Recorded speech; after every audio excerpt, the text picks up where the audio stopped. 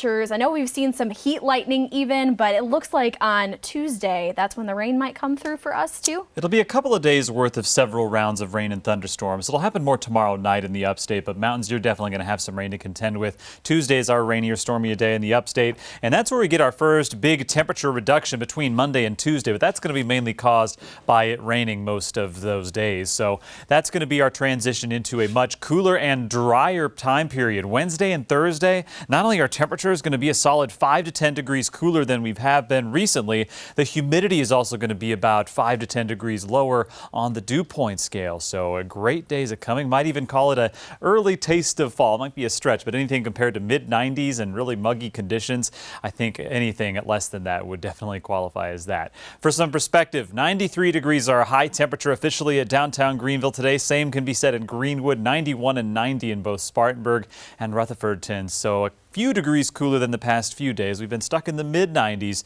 from late last week into early this weekend, so we did take one step back. But you wouldn't know it by our temperatures right now. Lower and middle 80s still, and that's several hours after sunset. Middle and upper 70s, a little bit better in the mountains, but with these dew points still in the upper 60s, low 70s, still very soupy air out there, and that's going to remain the case here over the next few days. We have this cold front to thank for this big cool down that's not only going to just cool us down for a couple of days, it's looking like we'll stay well below average on the thermometer for a solid 3, 4, maybe even 5 days. But with this cold front, as you can see, we've got widespread rain and thunderstorm crossing the Ohio River. So it's that'll be a partly cause of our rain the next couple of days. I'll show you how that plays out on FUTURECAST right now.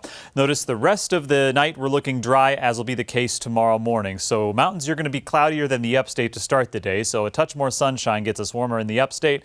1 o'clock in the afternoon, showers begin to develop in western North Carolina while the upstate stays dry.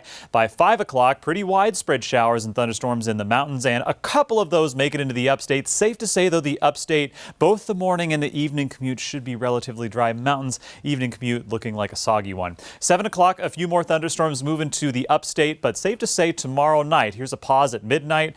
Pretty widespread, if not scattered afternoon. Excuse me, we have widespread rain and thunderstorms tomorrow night.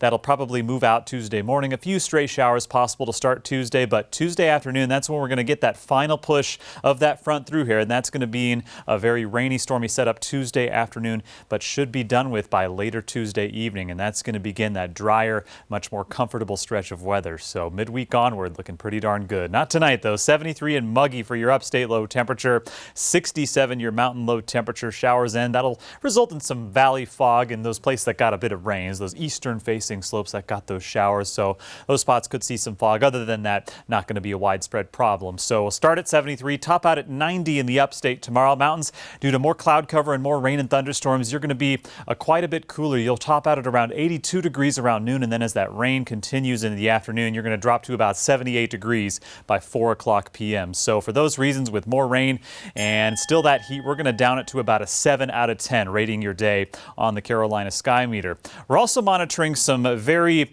disorganized activity in the tropics. Notice that just off the coast of the Bahamas, we've got a small disturbance that's been given a 10% chance of tropical development. It's going to move west-northwest toward the Florida Keys, and then eventually, I should say more so the east coast of Florida.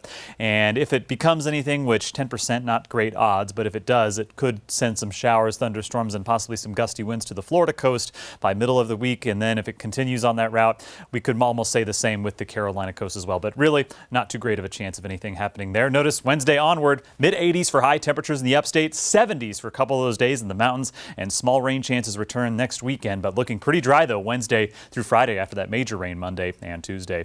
A reminder for the latest forecast, you can tune into the Morning News 4:30 to 9 a.m. with weather and traffic updates every 10 minutes. Let's look at weather now.